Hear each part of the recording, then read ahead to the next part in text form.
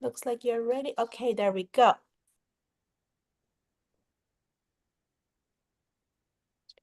Hello, everyone, and welcome. I think we are finally live. Please forgive my tardiness. It took me a minute to figure out.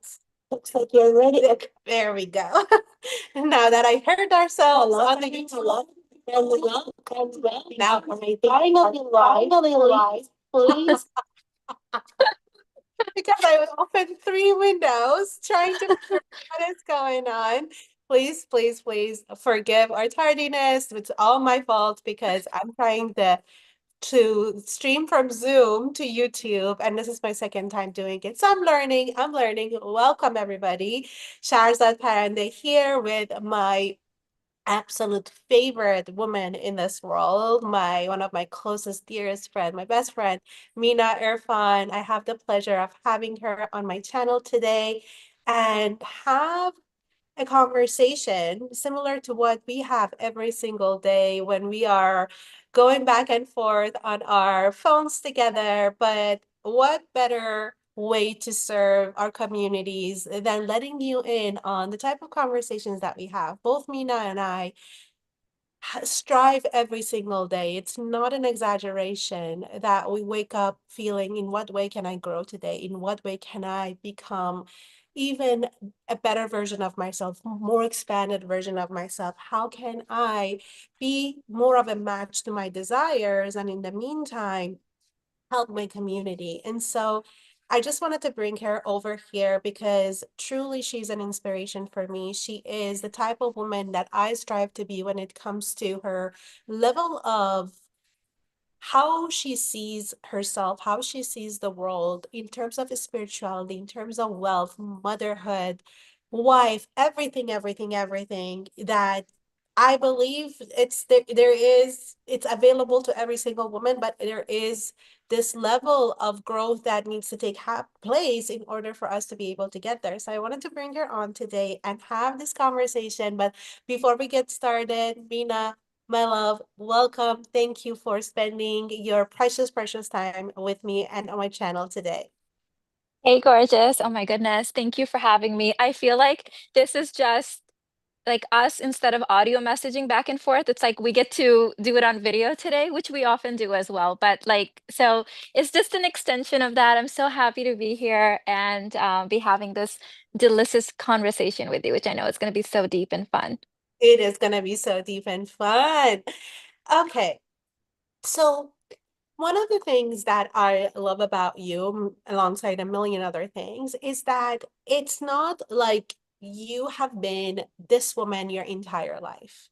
It's not like things have come easy to you, that you were born and raised into the most perfect family setting in terms of like you've got the wealth there, the role models and the relationships that you wanted, every single thing that was just handed on a silver platter to you.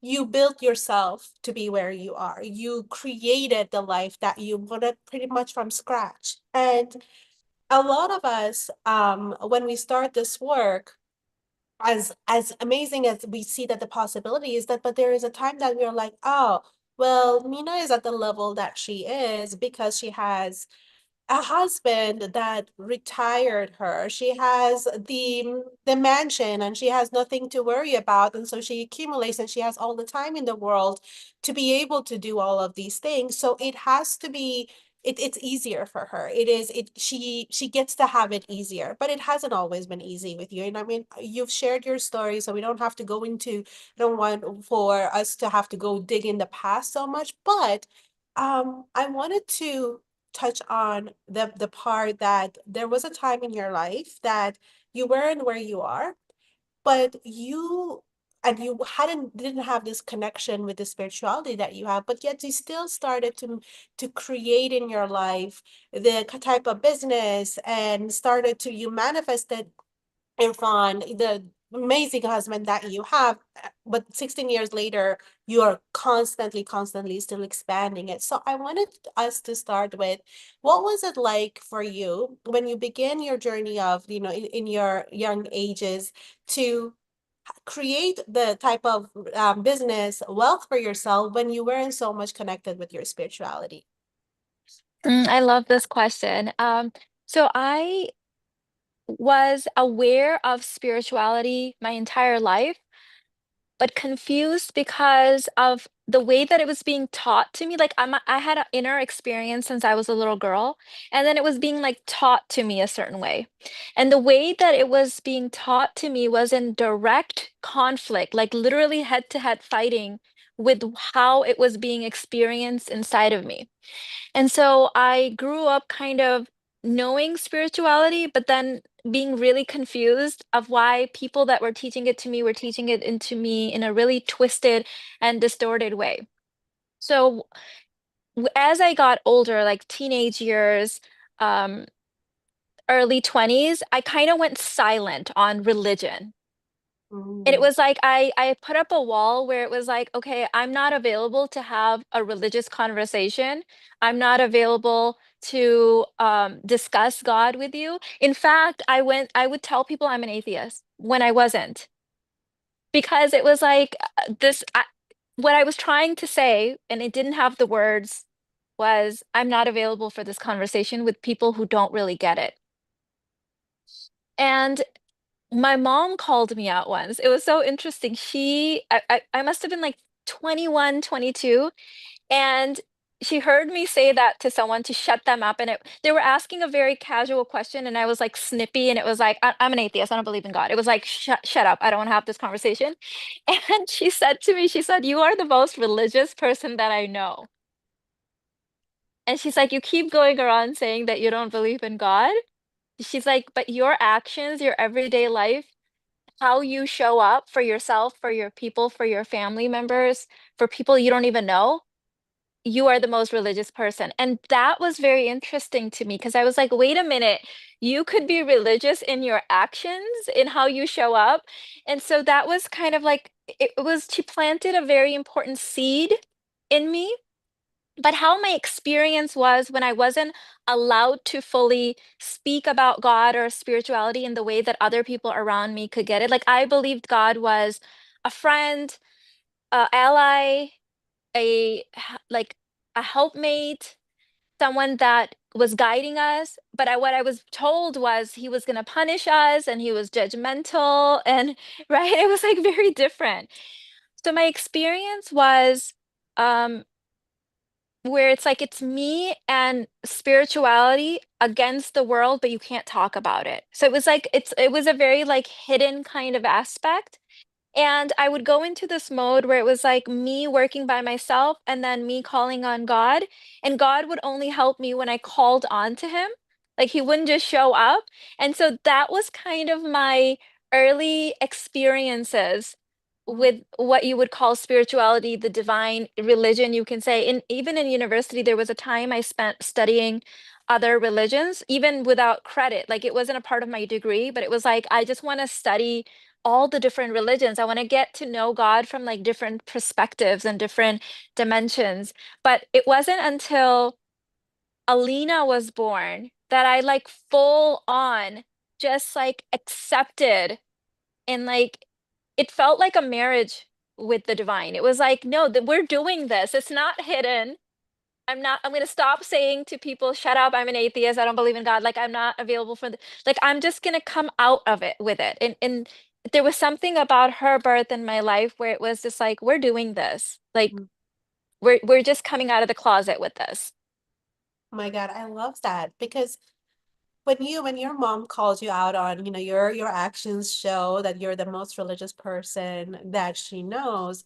What that reminded me of was that how many people they say that they are religious, they say that they believe in God, and when it comes to their actions, when it comes to the way that they show up in the world, it's like, is that what a religious person is supposed to do? I knew a lot of people in my life, like when I was I similar to you, I believed in God, but the way that spirituality was, well, not spirituality, religious was taught to me that you have to fear God. God is watching, counting every time you do a good thing and a bad thing. And then when you die, you just go and then they weigh it. And then if you have sinned more than you did good, you go to hell, like all that stuff. So basically creating the fear of God in me is that God is this angry father up there, like this person that is just looking for me to make a mistake or not make a mistake and reward me or punish me. And this is a conversation that often now I have with the people that, are available for this conversation, is that we were told that we were created in the image of God, but somehow we create God in the image of us, right? As if we get vengeful, we and get angry and punish people. That's not God. That is the human in us that does that. So when your mom recognized that you are showing up in the world as the most religious, it was like your actions speak much louder than what you're actually saying. There was that connection already there. But I also understand that there is a lot of distorted beliefs about God when it comes to money, for example, when it comes to wealth. And I cannot be a religious person and believe in God and at the same time love money because and desire money, because that would mean that, well, people who love money are greedy. People who want money are you're supposed to be giving it all away and have nothing left for yourself. So I can see why it was the easy way to say that I don't believe in God at all. I am an atheist, as opposed to actually own it.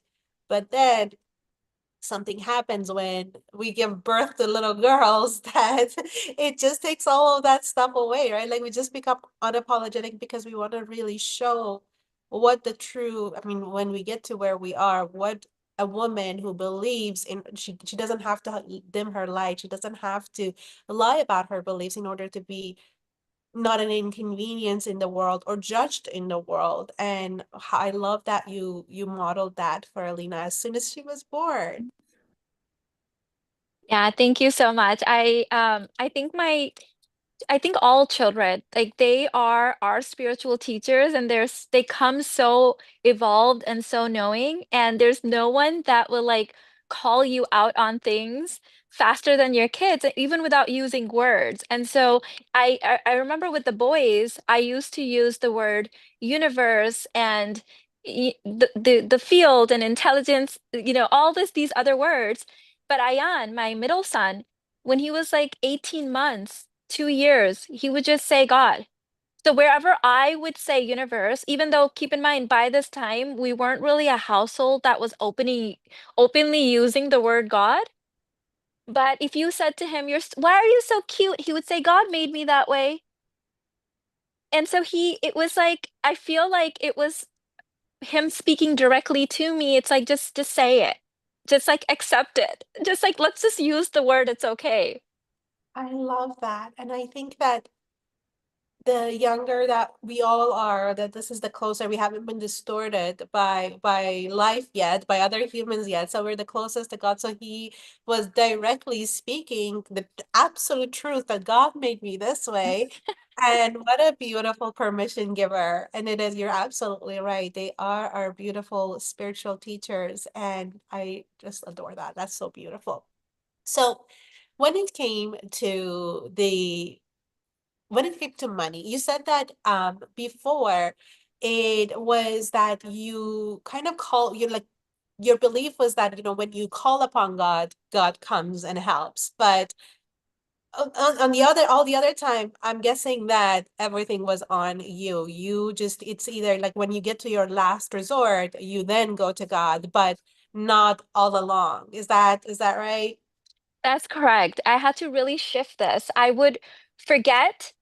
And I was like, my 20s were just like a very busy time in my life, right? So I would forget and I would use my willpower and would use my force, which, women like us, like we still do it, right? Like I created in my early 20s a multiple six figures a year real estate business. And at one point, I owned 20 different real estate properties. Like I was flipping them. I had tenants 20 while being a full-time student at Northwestern University. while going through a divorce and being a single mom. Like now I look back and I'm like, who the hell were you and how did you do it? Like it doesn't make sense to me now, but I did it. And so even when we're not really using God and letting our life be easier, just the fact that we show up with integrity and with discipline and with desire and with the willingness to like make things happen, like movement, momentum, we can still do it. But it was definitely harder. Like life was harder. Yeah. And I had used now my create out of desire and love. And at that time I was creating out of de desire and force. So like you still got results. It was just like it was like using fear and force as fuel versus love and abundance and God as fuel. Both are available. And thank God, because sometimes you forget. And I'm so glad it still works when you forget. It's just harder. I totally agree. I absolutely agree. Without doing any of this work, my personal journey was that I was still able to, well, from moving to countries to not knowing a word of English. When we first moved to Canada, I was 14 years old and I didn't even know one word of English, to a completely different environment. And within 4 years of getting accepted to university and being a civil engineer and then doing my master's degrees and then working at a company that allowed me to travel the entire world. And I mean, so much there was what if I am being compared, like it is a journey of a successful woman. And I did it without really being aware of, like I said, I believed in God, but very much like you, I went to God when somebody in my family was sick and I begged for God to help them. Or there was something that I was worried about that, whether like it was my brother being late, like just got like late at night, like I hope that he's safe. Like it was always a moment of desperation that I would think that that's when you go to God. And but there was a certain level of belief that I had within myself that I am able to create the success and the money and the things that I want in life. It's just that God is there for me when I'm failing or when something is going wrong in my life, as opposed to creating all along with God. And my experience of it was that even though we get to do it in our powerful masculine energy of go-getter and getting it done, but it does also cost us other stuff, Mm. such as our the sense of that everything is on me and I have to figure everything out and I'm alone in this world, and or having distorted views about what, you have to work really hard, and not in a way that you show up and do the work, but you have to suffer, you have to sacrifice, you have to completely let go of the things that are pleasurable to you, because you're competing with men in the workforce, so you have to be like them, and to be able to stand for yourself. So a lot of my femininity was sacrificed because of it. A lot of things that in relationship was sacrificed because of it. And also the money that I used to make, although it was still like decent, but it really was sweat and like hard work that it would leave me exhausted at the end of the day. So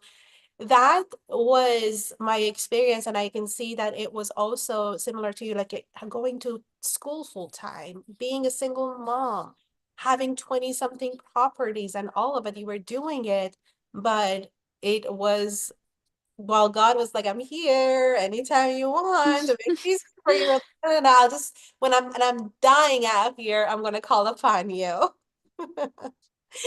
So yeah, so with that concept in mind, tell us what started to shift when you started to integrate God after Elena was born into your life, when it came to your business, when it came to your relationships. Just tell us a little about that. How did that go? I think life became magical, like technicolor. It's it almost sounds like, it sounds so. hocus pocus or like foo foo or whatever, woo woo, whatever people say. But the more I would use God's name and the more I would like call upon him on sometimes the most ridiculous things, like what should I wear? And like little things like that. I just started seeing signs everywhere. And it quickly became clear to me that we were having a full-on dialogue. Like Mm, there was a full-on conversation happening between us, and that it wasn't something where there was no hierarchy, there was no like authority, there was no I'm up here, you're down there. There was no begging. You know how a lot of times when we're in that mode where we only call upon God when we are in like a dire situation, which is what I used to do in my 20s. Uh, it's like a very begging kind of a hierarchy relationship, and it feels really disempowering, right? And embarrassing in a lot of ways too. And you may like I remember, oh my God, this is so embarrassing. Like I would say, like, if you just like do this one thing for me, I swear, like I'll do the and it's like, stop it. Like get up off the floor, like come sit over here with me and like let's have a conversation of what you want to do next. Like, what are we creating over here? And so that shifted. It God became a friend and an ally, and the conversations that my husband and I started having, instead of saying the universe and manifesting, we started saying God. mm, And that was huge because when my husband and I had met, one of the things he had said was, I am looking for someone that brings me closer to God. Because he was kind of like, I really did manifest my reciprocal because he was exactly where I was at with religion at that time, where it was like the secret hidden thing for him. And he would say I would use the universe in place of God, and he would use science in place of God. But he was like very mystical. And like when I moved in after we got married and I moved states to be with him, like the library collection that he had, like he had the Bible and the Quran and all of these like books on decoding God and spirit. And I'm like, oh my God, like he was also trying to figure it out for himself, where he was. And so the conversation in our home changed. The conversation with um the kids changed. The interesting thing is that later on, when I shared some of this stuff with like extended family members, they said they would have never even guessed that I wasn't like that I was hiding God or not. Like they're like they always saw me as that. So that just goes to show you that when you really are spiritual and connected, like people just see it. It's not something you have to show. And I know people, I've met a lot of people in my life that were not connected to God at all, but they were very religious, and they made sure everyone knew how religious they were by constantly judging your behavior. And how those were the people that forced me to be like, I'm an atheist, leave me alone, go away from me. Like I'm not available. I have put up a wall. Like I'm yeah. not available for a conversation with you. Were those people. So I think the energy, the conversation, the word, because the language you use is so important, changed in our house, and everything elevated. The energy of my household, the energy of my relationship, the energy of my parenting, friendships, everything elevated instantly, I would say, is like the biggest thing that I noticed. I really love that you said that. What you were saying, that when other people couldn't even tell that you were, and you were hiding the God, like it just showed. What came to me was that, to me, my belief is that God is love. Like God is the most compassionate energy, love that there is. And because I have the pleasure of knowing you and your heart, and I know that you are the embodiment of love, that even if you were never to speak to me about God, but that's what my experience of you would be. My experience of you would be is that, with like the way that you act, the way that you show up, the way that you speak, it's all love is so infused in it that it can't be anything of God. So it's not surprising that even though you were not completely owning it, but even your mom, you other people in Irfan's family, they all saw you already as an embodiment of a spiritual, religious person. And that is so, so, so cool. So when it comes to money, there is a lot of distorted beliefs about God, like we said, and when it comes to wealth and when it comes to money. So I would love to for you to speak on that, that when it comes to your beliefs in spirituality and religious and money, and for anyone who is listening and who still has that distorted or believe limiting beliefs about when it comes to becoming the $1 million babe and not lose God in the in and see God as an ally and a friend. What are the beliefs that have really helped you elevate to this to where you are, that money is just like God is an ally in your life. I feel like money is also an ally in your life. It's just that money can't, because it's so invited and it's looked at as something that it gets to enhance your life. So I would love for you to speak to anyone who may think that God and spirituality are two different things and they need to be dealt with separately. Oh my, I love this question. And I used to feel like I'm not gonna add value sharing my honest truth about this because it might be so unrelatable, but I think me just sharing it may help a lot of people realize that money and everything that we believe is such an arbitrary line and that we literally can draw it anywhere. So, because when I was a child, I had this internal experience of the divine, of God, that was very separate and different from what I was being taught in the religion that I was born into, right? I put up a wall of like, I'm not gonna let your false beliefs of God penetrate me. And because of that, I'm guessing because of this, because I never took on any religiously or otherwise distorted beliefs that money is bad. Mm, So, and then I wasn't sharing this in the beginning because I realized that a lot of people believe that money and God don't go hand in hand, that money is evil somehow, or wanting money or having money is evil. And I never believed that. So it wasn't something that I had to overcome. It just never even occurred to me that that could be a thing. And so I'm like, oh, well, because I never even had this belief and I never overcame it, I guess it's not of value to share it until people that were close to me, like even when I started my business, this business, people that were in my private containers and I would have these conversations, they would say, Wow, this is important. Like that shifted something in me. So you never even had that belief. And I'm like, wait, this is useful to you? Because I thought the useful story would be, yes, I also believed money was so bad. And I was taught this, and then this is how I overcame it. That belief never made it into my consciousness. mhm, And here's the thing, my children were also born not knowing that.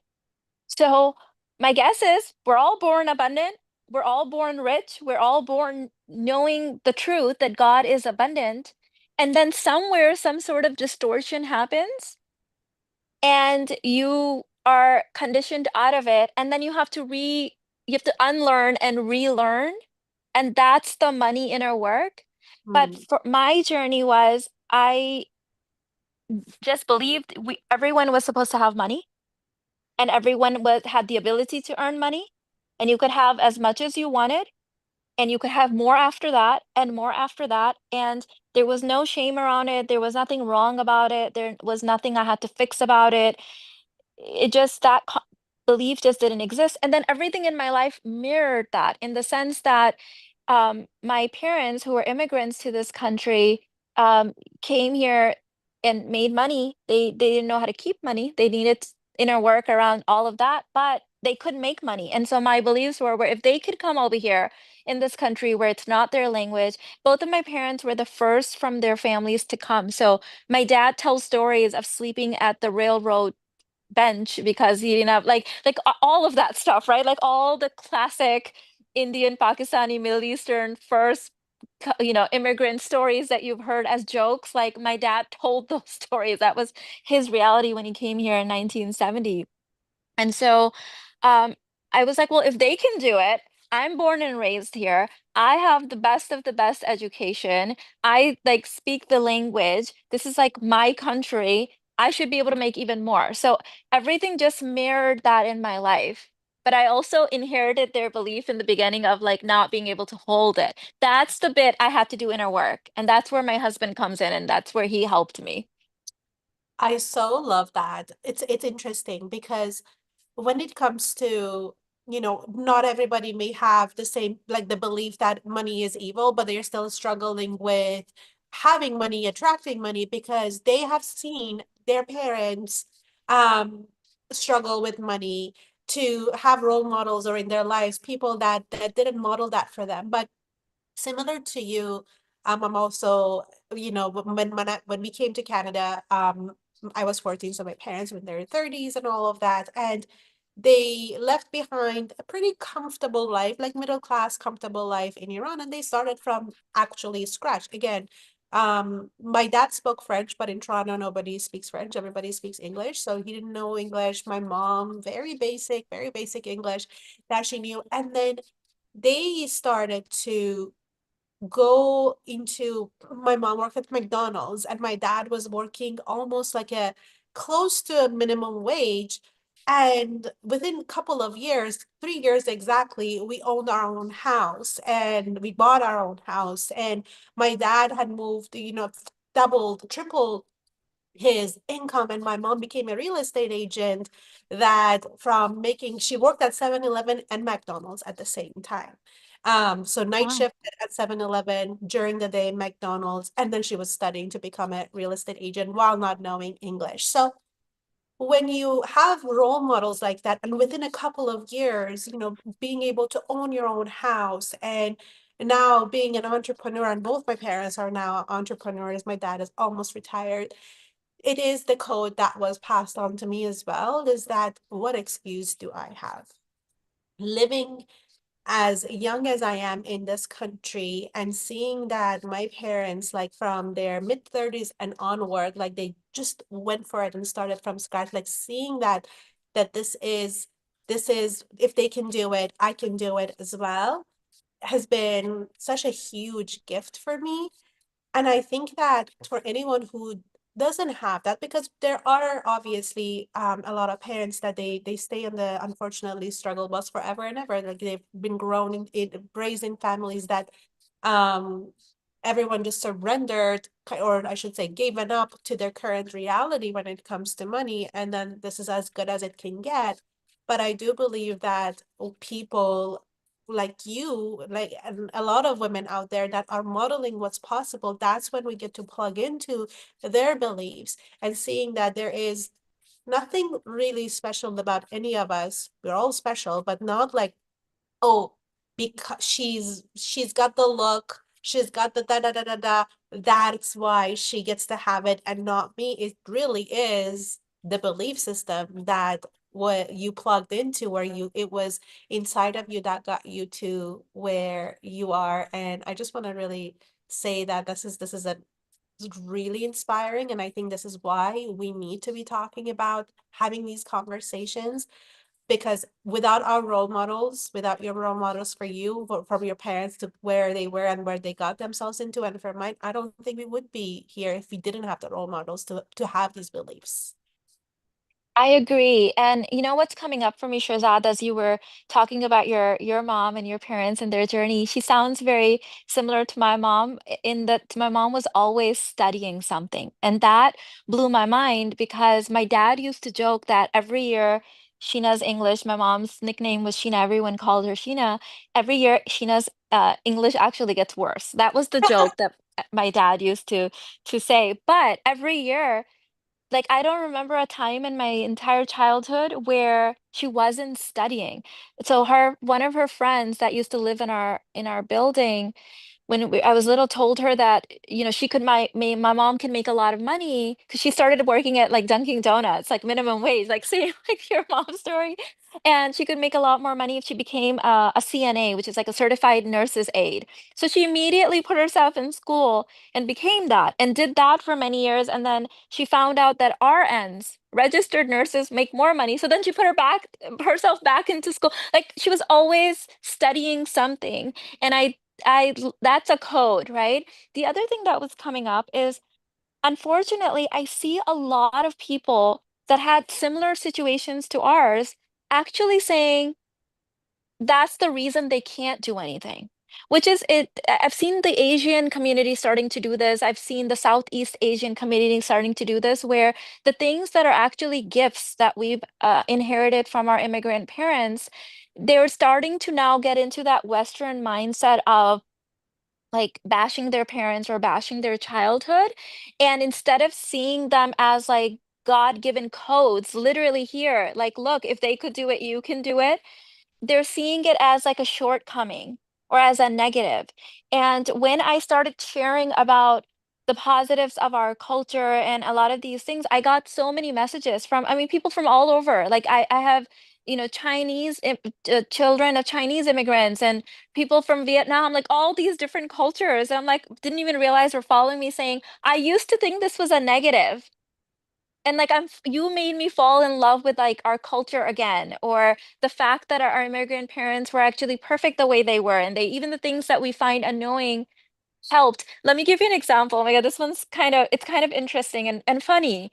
I have had so many people on my on my main channel, the Universe Guru channel, which now my $1 million babes is like turning into my main channel, but say things like, oh, I wish I had parents that would like have given me direction on what I should study in college.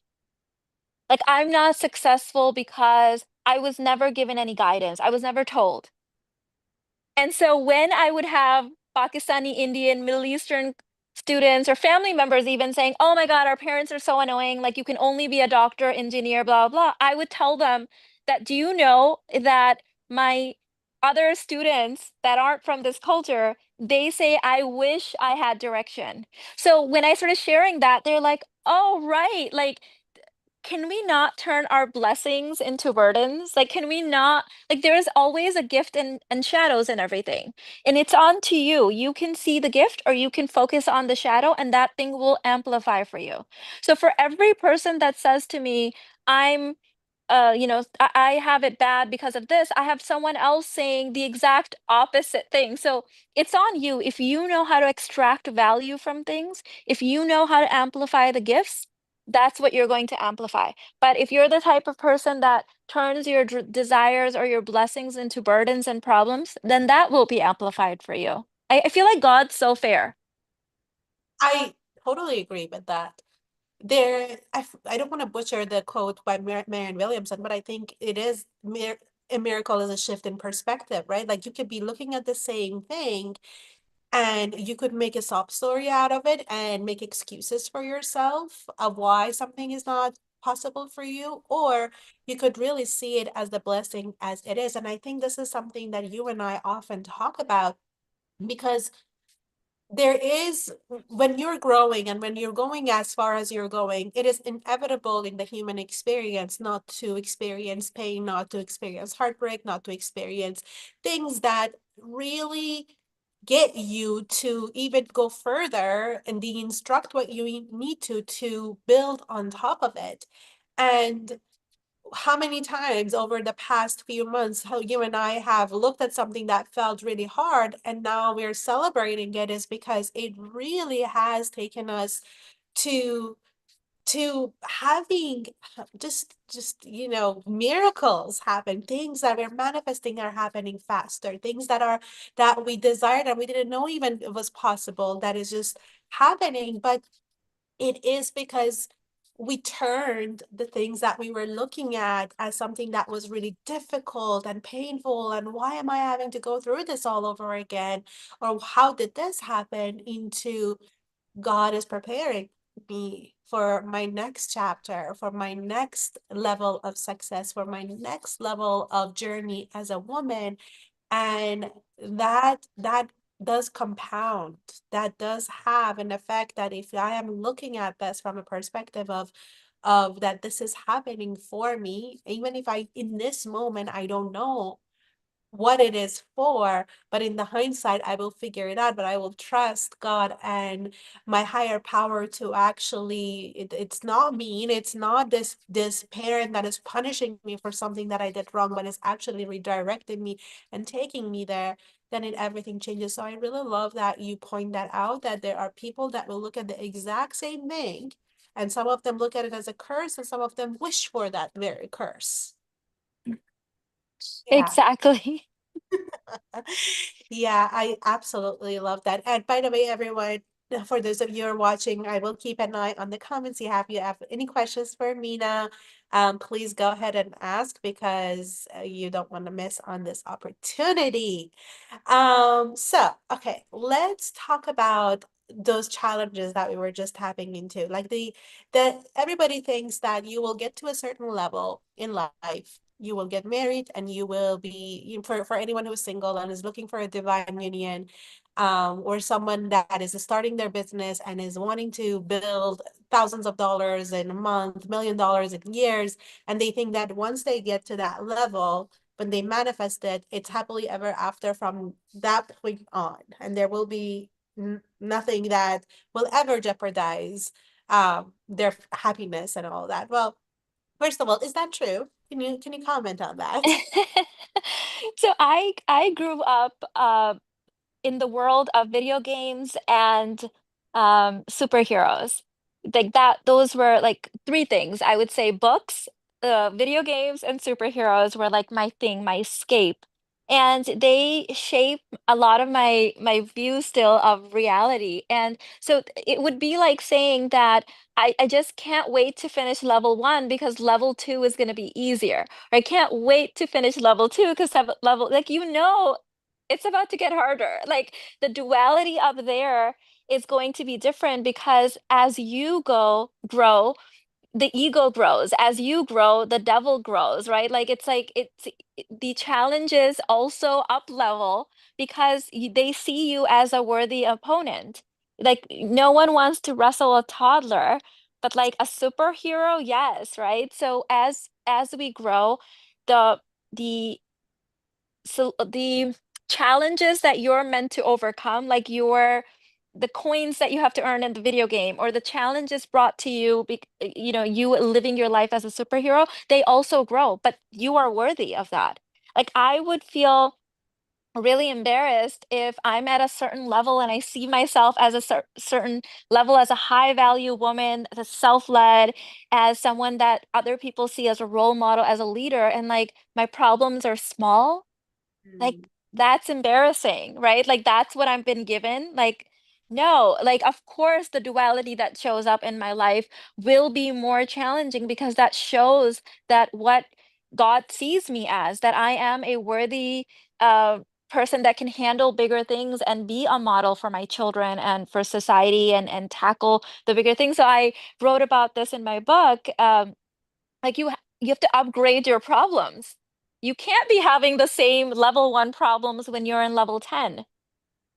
Yes, yes, absolutely the truth. And who are you inspiring? If you're like, yep, my life is just, I wake up and then rose petals just fall over me, like, and my problem is that my nail chipped today. Like this is not going to be helping anybody. This is gonna be a real boring life to begin with.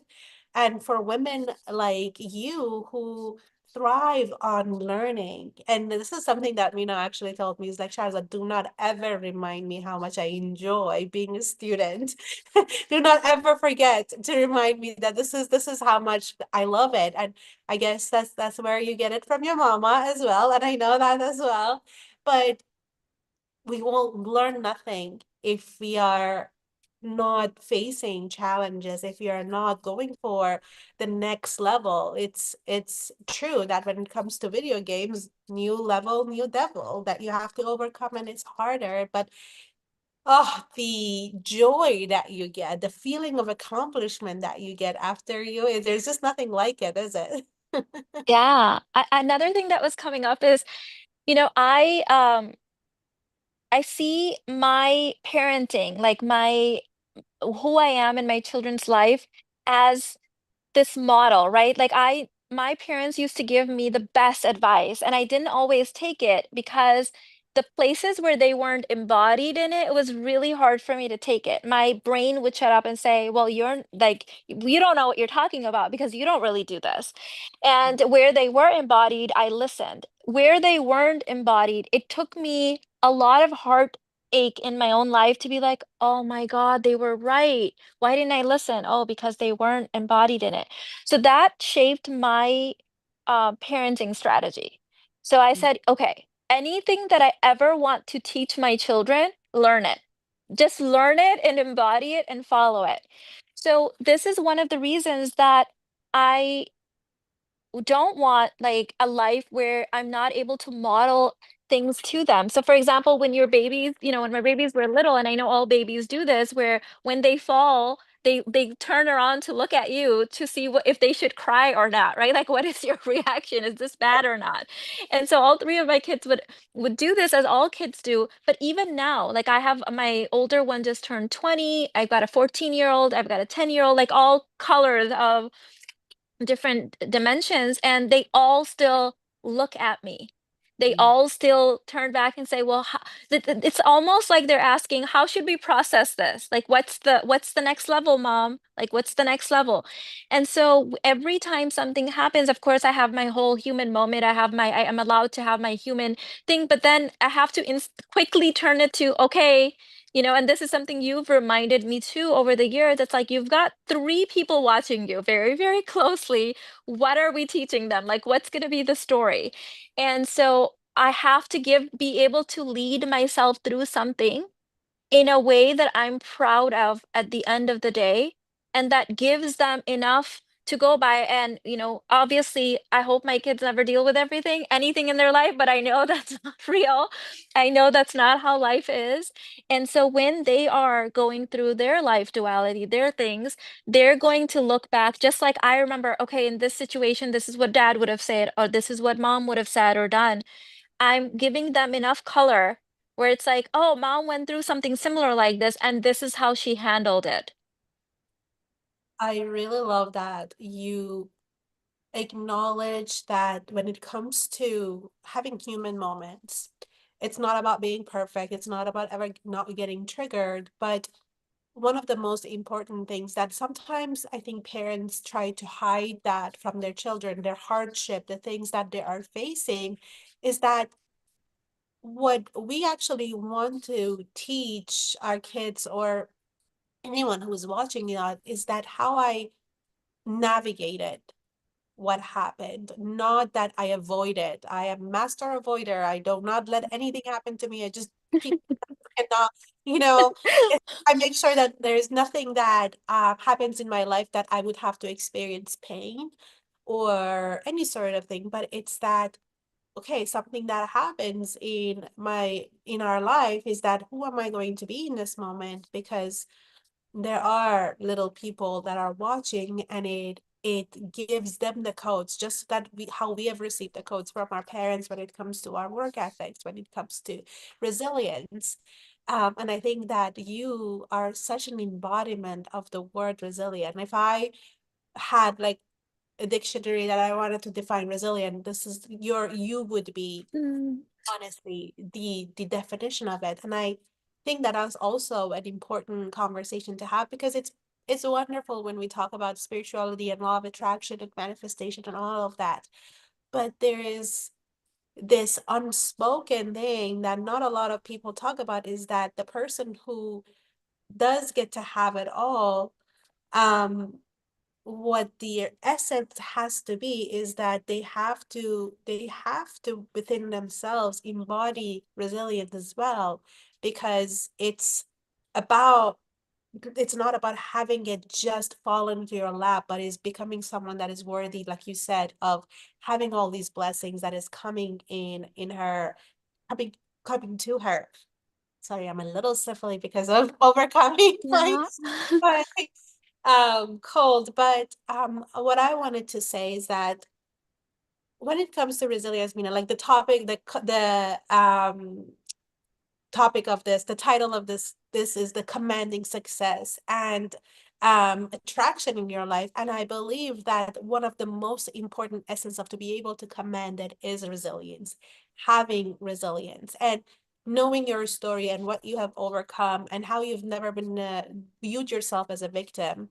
I think that that is the essence of your resilience, is the essence of it. So how were you able to cultivate this much level of within yourself, this energy, this resilience that you're not backing away. You're not a woman that you're gonna hear no. You're gonna defy the odds.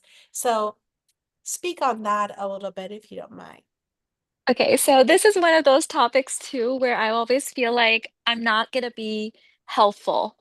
But like with the money thing and with the God thing, it's my authentic truth that people have found helpful. So I'll just share this. Resilience is definitely something you can cultivate. However, I did not have to cultivate it too much because I have, and I think a lot of people that follow us probably have this too. I have what has, this is not the official name, but what I call the hunter/huntress gene. There's an actual gene, there's two variations of it that are in currently, it's estimated in 10% of the world's population, which comes out to about, I don't know, 800 million people, guesstimating. And let's say half of them are women. And this gene has certain things that just kind of are embedded into, I feel like it's again, it's like codes from God. Like God implanted these things in us to use. There's gifts of this gene and there's shadows of these genes, just like with every gene. And then obviously how it expresses through people also varies.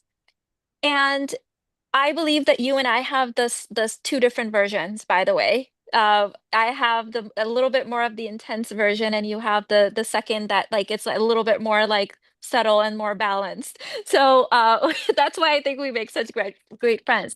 One of the biggest gifts of this gene is there's resilience built in.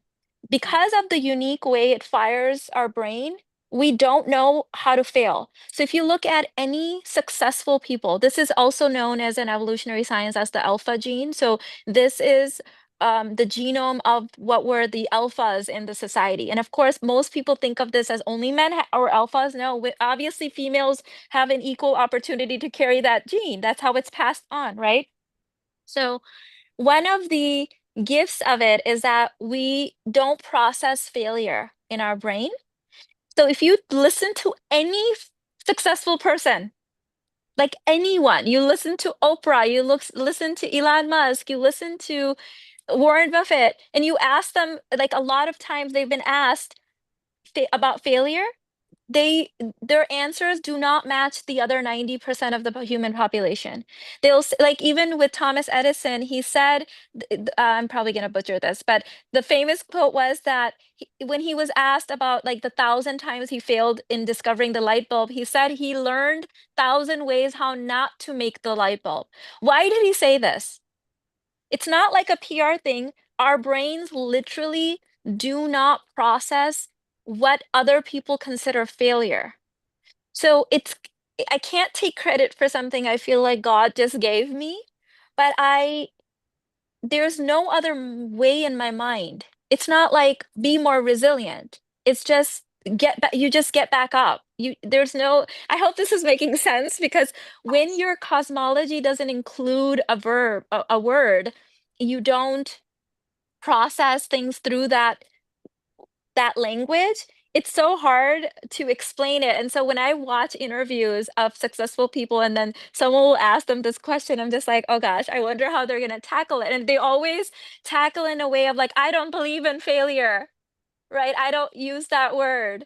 And it's just a different way of thinking. So people who don't have this gene, when they hang out with us or they're following us, they start seeing this really quickly and they're like, oh, it's not a failure. We're just in the process. I totally agree with that. And it is because it's the way that you again, it's perspective. It's that you only fail, in my opinion, is that when you stop, when you fall and you don't get back up, that's the only time you fail. The only time you fail is that you tried and tried and tried and tried and died and it never happened. That's when it's failed. But otherwise, it's that just wrong direction, another way. This is just not the way to do it. There is another way. That's what Thomas Edison and anyone who has ever become anything in life has said that. And for me, personally, I cannot imagine living with pain of regret. I can very easily imagine failing, but over and over and over, meaning that not getting the results immediately, but picturing myself a year, 10 years, 20 years at the end of my life, and then regretting that I could have done this and I didn't because I was afraid. I could have, just given it a little bit more, but because it was inconvenient, because it was gonna stretch me in any shape or form, I didn't. And now regretting, I just can't imagine. It doesn't comprehend in my brain to be able to live with the pain of regret as opposed to a fear of failure. So I think that's probably the gene as well, right? It is. Absolutely. You're speaking the language of that gene. Yeah, so speaking of Huntress and the gene, I would love for you to talk about that a little bit. When me and Mina were talking about it, I'm like, oh my God, this is something that is going to be very next level because it's I think the word alpha has become a kind of distorted nowadays. Like people think that alpha means alpha male. It means that you are the head of the relationship and you're the decision maker and shop maker, and then immediately want to say, no, no, no, no, no. Like I am a beta woman or I'm a feminine energy woman. And I think that both me and Mina, I think everyone can agree we are pretty freaking feminine energy when it comes to our energetic signature, but that does not mean that we do not have the drive, we do not have the energy of going and invention and creation and all of that. So talk to us a little bit about Huntress. So what is this genius course that you are launching is about, and who is this for? Okay, so Huntress is something that my students recommended, my business students. So currently I think we have 3 more sessions in a group coaching container. I have clients, it's called Entrepreneur, Unyielding Power. And so in there, of course, without mentioning anything about the Hunter's gene or the Alpha gene, I attracted, you know, all those women that have it. And so in the conversations, it would come up and I would be like, no, this isn't a you problem, this is the gene expression. And they were fascinated with this, and so they said, we need a course on this because there's so much shame currently assigned to females that have this gene, that we're told, why are you so driven? Why are you so ambitious? Why can't you just be content? Like people were so confused in my life when Irfan retired me and I was stay-at-home mom having my babies, and then all of a sudden I wanted to start the YouTube channel, and then I want to start like, why can't you just sit? It's because that genome is here to grow and do, like, we're the ones that God has put the civilization on. If we don't have desires, if we don't move on, the human race would have gone extinct. We're the reasons. So that gene expresses with movement, momentum, ideas, creativities. And it's kind of, God was like, let's put a fail-safe system in part of um, the community so that the human race doesn't die, it doesn't self-destruct. And more people used to have it back in the day. But the alphas built such a safe community that a lot of people evolved out of the gene. So now there's only 10% left. So the world is riding on us even more. However, when women have finally been given the rights to express this, back in the day, I imagine that women had all these ideas and then their men took the credit for it, right? Because it was acceptable for men to have brilliant ideas and for men to have brilliant careers and jobs and be the alphas, but it wasn't acceptable for women. Well, cut to nowadays, modern day society, we have the rights, the audacity, the drive, all of the things to be like, no, this is my idea, this is my company, this is my creativity, I'm going to do it. However, there's still that tinge of judgment. There's Mm, like, why, it's like, if you're an alpha woman, you cannot be feminine. No, I am a feminine essence woman with the alpha gene. Like, it is literally in my body, and it wants to express itself. And of course, being in a female body, it's going to channel through me differently than in a male body. There's going to be some things that are similar, some of the epigenetics, but then some will be different because I'm in a female body. And so the women were requesting, they were like, we need a separate course on this where you show up and you just talk about how to work with this gene and this drive and this ambition in relationships, in Mhm. sexuality, in business, in money, in parenting. And one of the things that I've squashed is there's this belief right now that if you are an alpha woman, meaning you have this gene, men don't want you. But we have evolutionary science proof that in the when certain alpha men, this is when these were in the tribes where, monogamy wasn't as big of a thing. They would leave their tribes and they would go hunting and they would find another tribe and they would have to stay there. Sometimes they wouldn't be able to come back. And because they were the alphas, those tribes wanted those men to mate with their women so that they could have more alpha people in their tribe. Mhm. They didn't mate. Guess who they mated with first? The alpha women in the tribe, Yeah.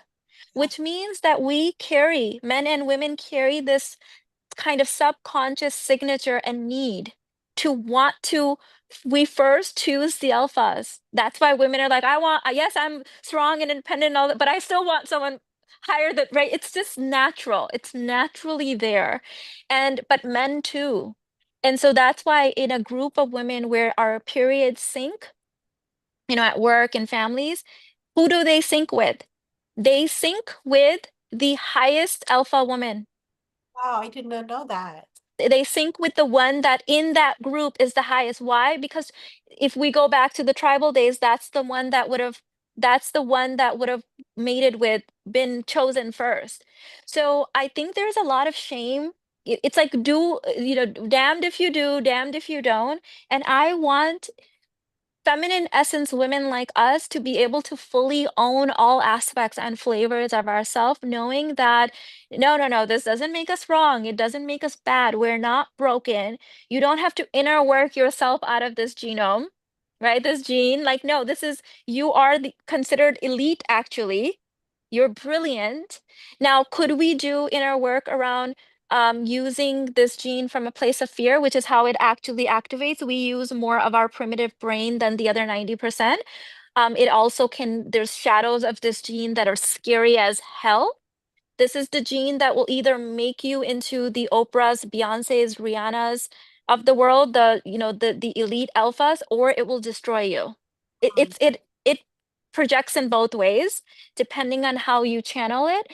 So that's where that huntress course came from. And it starts on November 8th. And it's like very transmission, like whatever the girls want to ask me, we're kind of just gonna take it very unstructured, very riffing, very transmission based, but I'm so excited. We have over 125 women. I haven't started even promoting it yet. It's just within my inner community. So I'm super excited for it. oh my God, I just pinned the link to it in the comments, so everyone check it out. But I do want to comment, Amina, about the fact that and I had no idea about this until you and I talked about it, or you informed me about it, was that one of the things that made Bezat, my husband, want to marry me, like one of the things that he actually said is that it's because I know you don't need me. I know that you have your stuff together. It's that I get to add to, like he didn't say it this eloquently, but the essence of it was that I want to know if something was ever to happen to me, that you are not going to fall apart, that you are, if you have children, that you are going to be that mama bear that is going to have it all together. And that's why I'm choosing you. And that was, and it was also is that you're not sitting around like, wasting your time. Like you always have a passion. And I was a woman that before, we got married in 2018. By the end of 2017, I jumped from the corporate world and started my own business, quit my corporate job, like things that to an person is like, it looked insane. It's like, what are you doing? Civil engineer, master's degree, traveling the world, into dating. At the time I was just doing dating coaching, and you're just like you just replaced your income. It wasn't like I created a safety net, but I'm like, there is no failing this. I'm doing this. This is happening. This is what my life mission is. And everyone looked at me like I was losing my mind. But having that there is not such thing as a failure, there is no way that I'm going to fail, it does make for a badass woman that is, it's just like you said, I didn't even comprehend it that I was going to fail at this. Now, did things get hard? Was there things that I had to overcome and learn and all of that? Well, hell yes. But that's also the joy of it, right? Like there is that learning that makes me feel like I'm not dying, because if I'm not learning anything, what's the point of me being here if I'm not growing? Is it not Tony Robbins? If you're not growing, you're dying. Yeah. You know, Yes. so I just want to say that without knowing all of this, I really felt it, and that was an attraction point for any woman who thinks that if you're ambitious, if you're driven, if you're going for your goals and desires, it somehow makes men not attracted to you. Well, I think that for the type of men that you're not attractive, good riddance. Those are not the type of men that you want anyways. But I also wanted you to quickly touch on, if it's possible, if you're okay with it, is that how does this gene can actually, if it's not cleaned up and if it's not used properly, kind of sabotage relationships, or if you're single when it comes to finding a suitable match, what would it do? So this, even outside of relationships, this gene has a lot of what we could consider shadows Hmm. because it's still, the best way I've heard it described is it's it's a you have a hunter's brain in a farmer's world. Wow. So it's imagine like again going back to the video game, but if you took your best player, your best character from your favorite um movie or video game and placed them in a different video game where they don't know the rules, they don't know how to play that game, they don't know the cheat codes or anything, and they don't even speak the language, and it's like go, and so they're gonna try to bank on the skill sets from the this other video game or this other era, and that's kind of how it is. So we spent a lot of time building a very safe society, but then we became the fail-safe mechanism, so our brain didn't adapt to the safe society. So this gene, how it sees the world is that there's a war going on. It sees the world as we're living in the hunter era, and that remember in the hunter's era, there was no refrigerator, there was no pantries, there was no like bank accounts and net worth. And so if you don't know how to work with the shadows, it what this will do is it needs you to get rid of everything to create again. So you'll see a lot of people with this gene build something, sabotage the whole thing, and then do it again because that's what they know. They know that there's food, we eat all of it until there's no food, and then we're starving, and then that's the drive that moves us forward. And the other 90% of the population that evolved out of it, because of the society our gene built, they're like, why can't you just be happy? Why did you just have to break that down? Like that was working just fine, right? Because they don't have those. So this genome is also responsible for a lot of addictive behavior. Oh. It's also known as the addictions gene. So you see a lot of people with this gene. If you go and study alcoholics, any people in the Alcoholics Anonymous drug rehab places, a lot of them, a disproportionately high number of them will have this gene.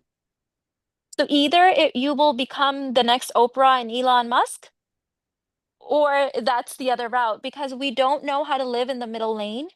There's no like, I'll just pretend like I'm everyone else and just have a 9 to 5 job and just be safe over here in my little corner because that drive will want to propel you forward. So either you'll end up creating something brilliant or you'll have to numb it. And the things we use to numb are what? Addictions. So that's one of the negatives of it. Another one that I see, because women, we don't have too many examples of women with this gene because there's only a couple generations when we're allowed to do the things that we're currently doing. And actually, you and I are the first generation with this gene on social media. It didn't exist before. Our moms have the gene, they weren't on social media, right? So it didn't exist. So we're seeing a lot of people create brilliant things. We're also seeing a lot of people destroy themselves. We're seeing people, another one with this imposter syndrome is just like I said, resilience is built in, so is imposter syndrome, way more than other people. If you take someone without this genome, give them, they take some education, they take some certifications, you put them in their business, they'll be fine. You take us, we'll get 50 certifications and we'll still be like, am I enough? Am I qualified? So it's like there's some things that are so much of a gift and some things that are shadow that we will constantly have to work through. So because we have this other direction, the pull of the shadow, we can sabotage relationships. I see a lot of brilliant women that I call this the more and better gene. So their relationship will literally be perfect, like amazing. And then they'll break something in it just so they can fix it. It's like, no. And I've done this too. And so, like, you have to be really self-aware. And there's been times where I have gone back to my husband and said, sorry about that. Yeah, that was the gene. That was the more and better gene. And I really think that it's my YouTube channel, my over 130 courses, my books that have grounded me. Because if I didn't have somewhere to channel this gene, it self-destructs. Oh, I totally agree with that. I totally agree with that. It is something that when it comes to like, I need to put this energy somewhere. So do I want to create or do I want to destroy so I can create again? And thankfully for this business and all that stuff that is being used for the good. Like you said, you can become the Oprahs of the world, or you can just keep on ruining everything, destroying everything. And then after a while, we're also at the end of the day, we're human, and it's the all the stress that comes with that. It exhausts, and it makes you so tired, and you kind of feel like you're crazy, and there's nothing worse than feeling like there's something wrong with me, and that belief manifests into a life that is not exactly what we were meant to live. Mina, thank you so much. I know you've taken a lot of your time, but this was so delicious as always. And I hope that everyone enjoyed the conversation as much as I did. I put the link again in the comments, ladies. You do not want to miss this. If this is something that you feel like this is you, Mina is speaking to me. I am the woman who is just not taking no for an answer. And if it is something that also I believe that when it comes to being around, you said there's two expressions of it. And then being in these conversations, it will help you to really get stronger into what you are meant to be.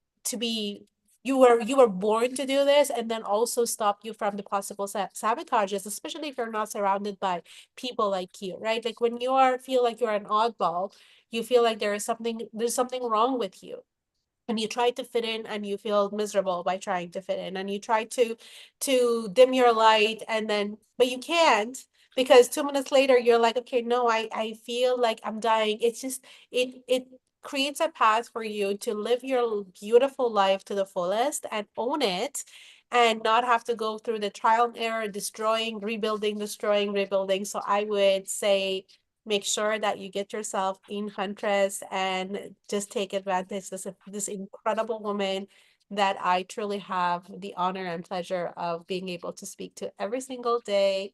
And there is just no one like her. I love you so much. Thank you so much for being here. And if you want to say something to close, or we could just finish here, I just wanted to thank you from all of my heart. Oh my goodness. Thank you, babe. I love you too. I just love these delicious conversations that we have 24/7, literally all the time, every day. So I feel so blessed. You are like the manifestation of a lifetime. I wanted friendship like this my entire life. I could intuit it and I get to have it now. And I just feel so blessed. So thank you, babe. And everyone listening. I also have a lot of free content. I've got two YouTube channels, Instagram. all the things. So check it out. And yeah, I would love to have you in my community. And thank you so much. Yes, we will also put all the links to in the description for her Instagram, which is awesome, YouTube channels that I'm obsessed with. So yes, I love you. Thank you. And we will see you next